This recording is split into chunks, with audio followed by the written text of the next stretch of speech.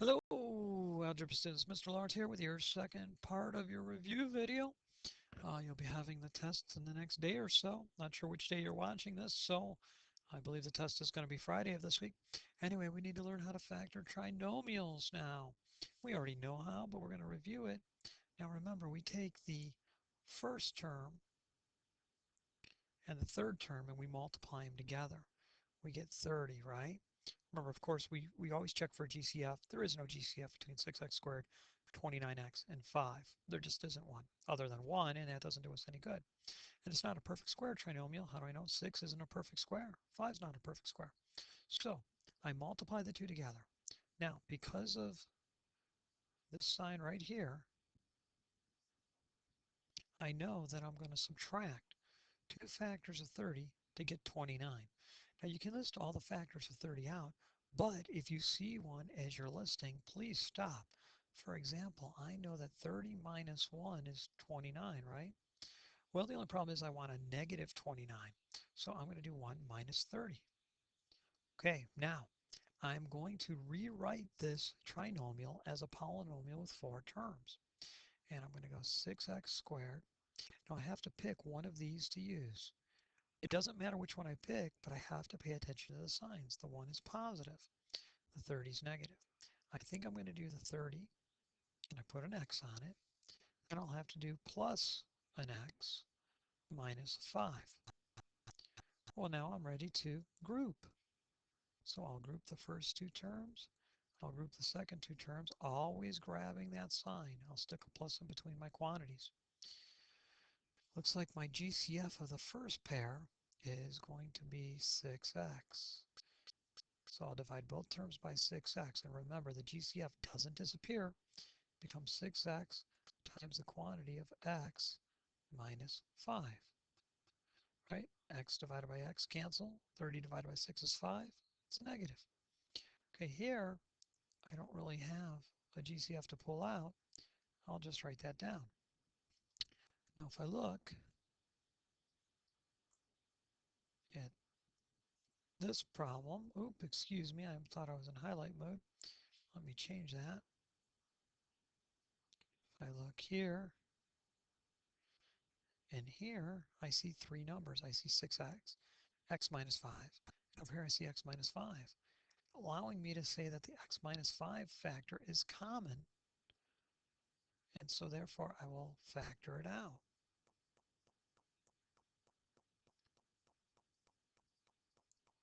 And so when I factor it out, I have x minus 5 out front. And what's left inside? Well, here the x minus 5's cancel. I'm left with 6x. Here, x minus 5 divided by x minus 5 is 1. And there we go. I am done factoring. Okay, number 17. This time I have to multiply 6 times 6. Well, that'll be 36. What am I going to do with the factors of 36? Well, I'm going to add them. How do I know? Because I've got a plus here. By the way, when there's a plus in the back, it's the Wendy's double stack. So when I'm done factoring and when I write my terms, they're both going to be positive. How do I know they're both going to be positive? Follow that arrow. Some of you are drawing that arrow and then not using it. Okay? Well, I need two factors of 36 that add to get 13. Well, let's see, 1 and 36, 2 and 18, 3 and 12, 4 and 9. Whoop, there it is. 4 plus 9. All right, so I'm going to write 6x squared plus 4x plus 9x plus 6. Now I'm ready to group. Going to group the first two. Going to group the second two. GCF is 2x. And I pull the 2x out front, and I'm left with a 3x plus 2. GCF of these two numbers is a 3. Pull a 3 out front. What's left? Looks like a 3x plus a 2. And then again, looking at the numbers being multiplied, got 2x times 3x plus 2. I've got 3 times 3x plus 2. I repeated myself. I said 3x plus 2 in both situations. Therefore, it's common to both products. So the 3x plus 2 comes out front as a common factor. The leftovers are 2x plus 3. And there we go. All right, 18. Looks like I need to GCF this before I do anything. I know there's going to be an x. I got a feeling there's more of a GCF hiding in there. I'm looking at those numbers, and I'm thinking that maybe 3 goes into all 3 of them. So I'm going to divide by 3x on all 3 of them. So I'll have a 3x out front. What's left inside? A 4x squared plus 51 divided by 3, I believe, is 17. There'll be an x there.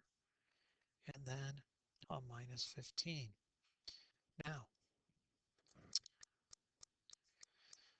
Now I have to do the trinomial factoring method inside the quantity. So I'm going to multiply the 4 times 15, and that's going to get me 60. My 60 is negative, so I need 2 factors of 60 that subtract to get 17. Well, let's see here. You know what? 20 times 3. 20 minus 3 right off the top of my head.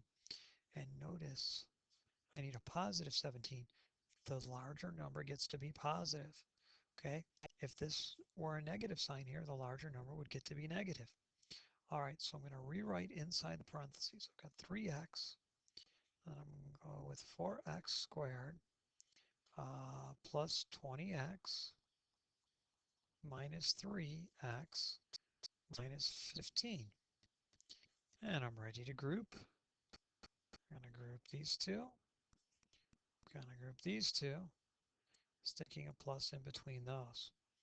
All right, we have 3x. I'll put a bracket there to kind of separate things better. It looks like a 4x is going to be my GCF, so I'm going to pull out a 4x, and I'll be left with x plus 5.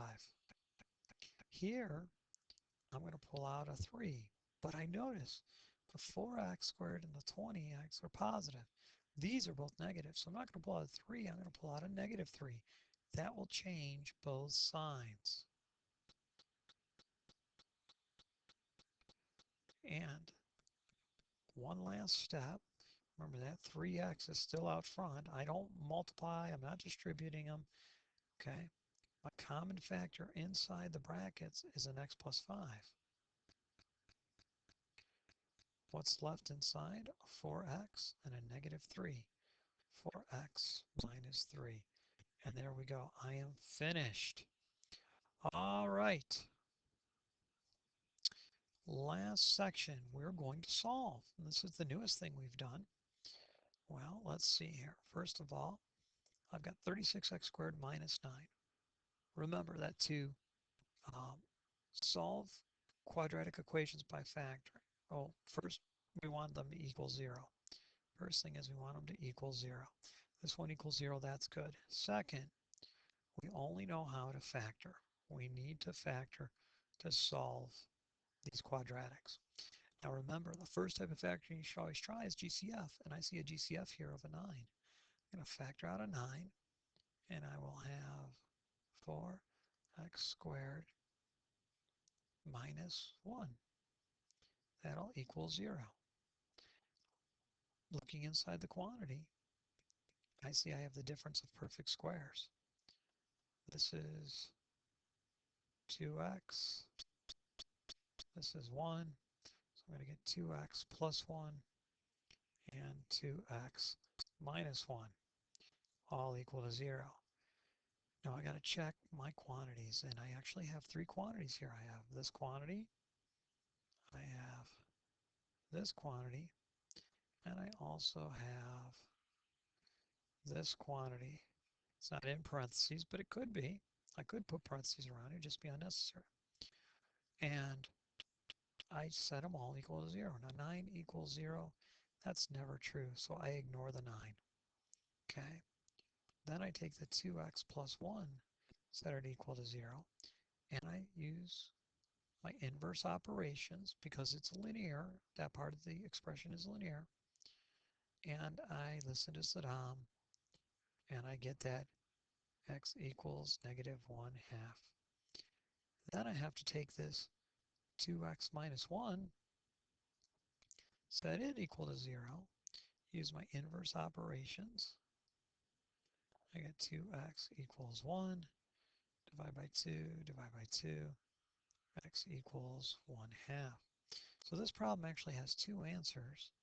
X equals negative 1/2 or x equals positive 1/2. There you go.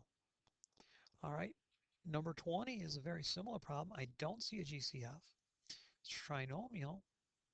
There's a 1 here. 1 times 10 is 10.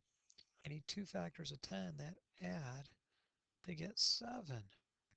Well, that would be a plus 2 and a plus 5. So I rewrite this as x squared plus 2x plus 5x plus 10 equals 0. And then I do my grouping thing. I'll group the first two terms, second two terms, always grabbing that sign, always. And then I GCF the first pair, which will give me x times the quantity of x plus 2. And then I'll take out 5 times the quantity of x plus 2. And you notice I repeated myself. I said x plus 2 twice. So that must be a common factor. If I factor out an x plus 2 from here, I'm left with x. From here, I'm left with a 5. And that'll equal 0. Now in this problem, I have two quantities. First quantity is this one. I don't know why it doesn't like me highlighting that.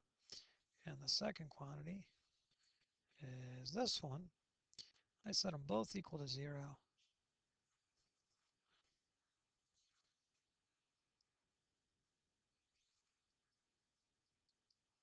And I solve using inverse operations. X equals negative 2, or subtract 5 from both sides. X equals negative 5. If x is either one of those numbers, the whole trinomial turns to 0. All right, now 21 and 22 sometimes give kids trouble, but remember it's got to equal 0 first. Well, this one equals 3, so I subtract 3 off from both sides. Yeah, and that gives me 6x squared minus 7x minus 3 equal to 0. Well, now it's just a trinomial. I know how to solve that. I'm going to multiply the 6 times the 3. We get 18. I'm going to need two factors of 18 that subtract to get negative 7. Well, let me see. I'm thinking 9 and 2, right? So 2 minus 9. So I'm going to write 6x squared plus 2x minus 9x minus 3. That'll equal 0. Do my little grouping thing. I'll pull out a 2x. Be left with 3x plus 1. Pull out a negative 3. And I'll have 3x plus 1. That'll equal 0. One more step. 3x plus 1 is common. I'm left with 2x minus 3. That'll equal 0. Okay. 3x plus 1 is one of the quantities. The other quantity is 2x minus 3. So set them equal to each other. To equal to 0, not to each other. So 3x plus 1 equals 0. Subtracting 1. 3x equals negative 1. Divide by 3. Divide by 3. X equals negative 1/3. Or 2x minus 3 equals 0. I'll add 3 to both sides. 2x will equal 3. Divide by 2, divide by 2. X will equal 3 over 2. There are your two answers. Okay, one last problem. Again, it doesn't equal 0, so I will add 36x to both sides.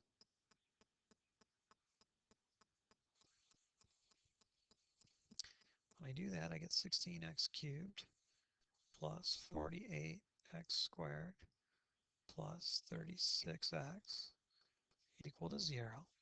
Now I'm ready to start factoring. I see a GCF hiding in here. Definitely an x, but there's a bigger one. I think maybe 4. Yeah, I think 4 is going to work. I don't think there's a bigger one than 4. So I have a 4x out front.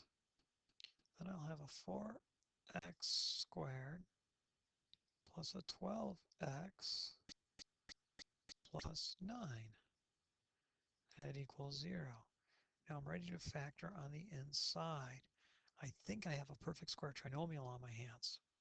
Let's check 2x and 3. 2x times 3 is 6x. 6x doubled is 12x. Yeah, this is a perfect square trinomial. So it factors real easily. The 4x is out front. And then I'll have two quantities. I'll have 2x and a 3, a 2x and a 3. And if there's a plus in the back, I get a Wendy's double stack. So this is a plus. There's a plus there. Boom. And boom. Plus, plus. That'll equal 0. Okay. So I actually only have two distinct quantities in this one. You might be thinking three quantities, but this quantity and this quantity are identical. So I only have to check two quantities, one of the greens and the yellow. So I set the yellow one equal to 0, 4x equals 0, divide by 4, divide by 4, x is going to equal 0. Then I do 2x plus 3 equals 0, subtract 3, subtract 3, 2x equals negative 3, divide by 2, divide by 2, x will equal negative 3 over 2. So I have two answers right here. If x is one of those two numbers, the entire trinomial turns to 0. All right, that's it for your other video. Mr. Lawrence signing